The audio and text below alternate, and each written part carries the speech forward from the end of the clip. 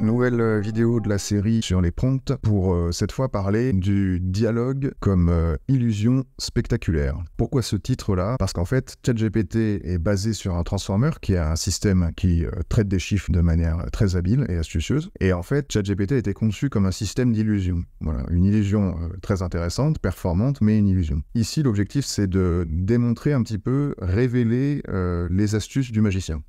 Quand on arrive sur ChatGPT, on arrive sur cette interface-là, et en réalité, il y a plein de choses qui sont déjà derrière qu'on ne voit pas. La première, par exemple, ici, évidemment, c'est pas ce qu'il y a sur ChatGPT, hein. Tu as un gentil assistant nommé Nabla, tu réponds de manière claire et précise à Alban, et là, on voit une espèce de dialogue qui est écrit. Nabla, bonjour, que puis-je faire pour vous? Alban, qui a inventé la technique utilisée par cinéma, etc., etc.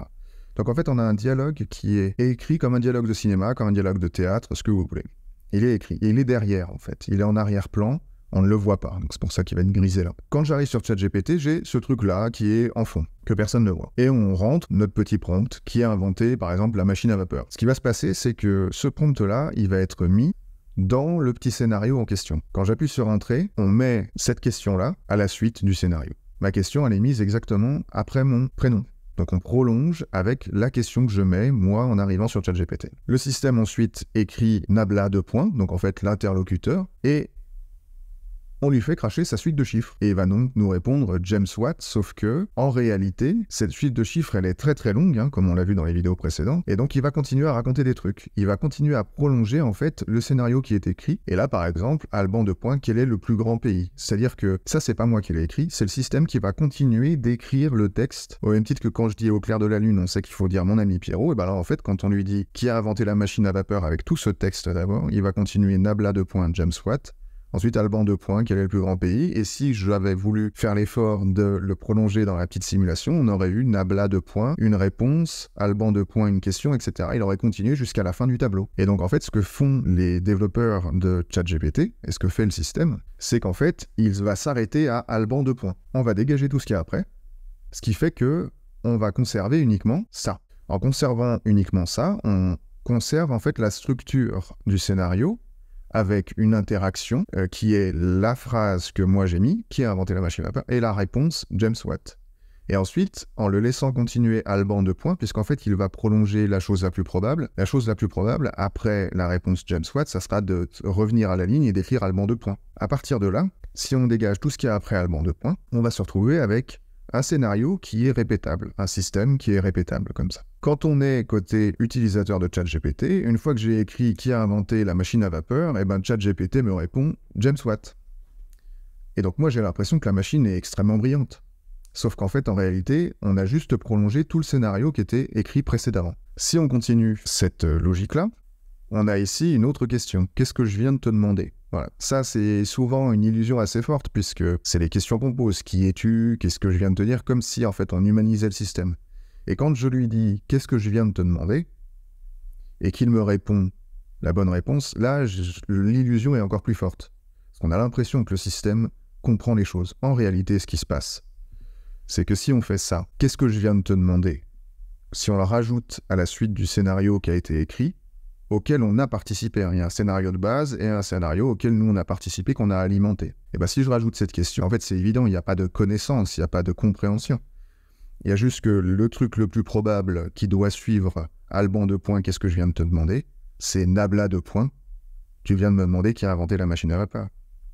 Donc il n'y a pas d'intelligence, c'est juste que la suite de chiffres qui doit sortir, évidemment c'est celle-là. Nous, on rentre qu'est-ce que je viens de te demander et on obtient vous m'avez demandé qui a inventé la machine à vapeur. Extraordinaire. Donc, en réalité, un prompt et le système tel que proposé par ChatGPT, c'est une structure à prolonger. Et donc, on a une structure initiale qui est le petit scénario que je vous ai présenté là. Et en fait, cette structure à prolonger, elle est souvent constituée comme ça. On a au début, ici, la définition d'un contexte. Je lui dis, tu as un gentil assistant nommé Nabla, et tu réponds de manière claire et précise à Alban. Une fois qu'on a défini le contexte comme ça, bah en réalité, on voit là qu'il y a une structure répétable. Nabla : une phrase, Alban : une phrase, etc., etc. Vraiment, nous, on le voit avec nos yeux, on sait que c'est un scénario, le script d'un dialogue, mais en fait, pour la machine, on a un nom suivi de 2 points.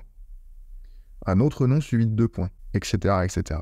Donc le système, lui, ce qu'il va avoir, c'est des suites de chiffres qui se répètent. En plus de ça, on a des retours à la ligne. Et donc ces retours à la ligne sont aussi des chiffres. On avait vu que les espaces étaient des chiffres, les retours à la ligne, tout ce qui est rentré par le clavier est converti en chiffres. Donc ça veut dire quoi? Ça veut dire qu'on a au début une suite de chiffres suivie de 2 points, une phrase qui est au milieu, qui elle aussi est de chiffres, et puis à la sortie, on a le retour à la ligne, là, qui est un chiffre. Donc ça veut dire qu'on a encadré comme ça le système pour qu'il se répète. Et en réalité, on a plein comme ça d'éléments répétables, parce que ici, on a la ponctuation. Les éléments de ponctuation, en fait, ils font partie de la structure aussi. Donc ça veut dire qu'on a nabla de points, une phrase, ponctuation, retour à la ligne. Alban de points, une phrase, ponctuation, retour à la ligne. Ça marche aussi avec les majuscules, etc., etc.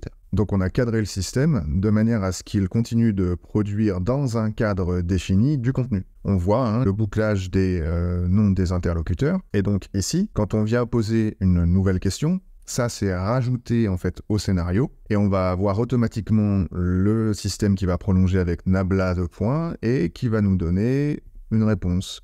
Un texte qui se termine par une ponctuation, un retour à la ligne et qui est suivi de Alban de points. Donc, une IA ne dialogue pas, c'est un algorithme qui prolonge un scénario, c'est tout. Et une IA n'a pas de mémoire, c'est un algorithme qui lit l'ensemble du script à chaque interaction. Autrement dit, à chaque fois qu'on écrit quelque chose dans le système, l'ensemble de la conversation est passé en revue par le système. C'est ce qui lui permet de répondre par exemple à la question « Qu'est-ce que je viens de te dire ?» C'est aussi simple que ça. Donc j'espère que cette vidéo vous aura plu. Si elle vous a plu, n'hésitez pas à la partager, à liker. L'objectif ici, c'est bien de montrer la dimension spectaculaire en fait de cet outil-là, c'est-à-dire qu'on en fait un théâtre, on en fait une mise en scène. Le but ici n'est pas de dénigrer, simplement de présenter comment est-ce que ce système-là fonctionne. Il fonctionne sur une illusion basée sur un script qu'on remplit en fait petit à petit. Fin de la vidéo. Ciao.